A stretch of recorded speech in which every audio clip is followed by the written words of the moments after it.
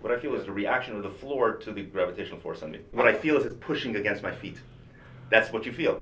I place an object on the scale, and this will give me the weight, which is the F, which is gmm over r squared. I divide it by its own mass, and I get gm over r squared. The push on my feet in the units of acceleration, so I'll call it a push acceleration. So I'll talk about the push acceleration of the floor, and clearly there's a relative acceleration between us, which is given by gm over r squared in the Newtonian regime, of course. So whatever my theory is going to be, clearly this gm over r squared is going to appear either in the expression for the free fall particle, which is inertial, it's a geodesic, or in this push acceleration.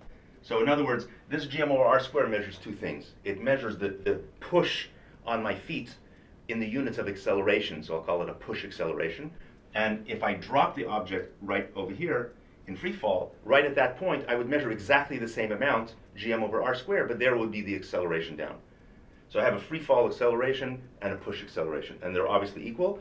And the truth is, what I'm really measuring is the relative acceleration between them. If I imagine pylons, right? Now, if I imagine like these pylons coming out of the earth, and at each point I have a shelf on which I can put a scale,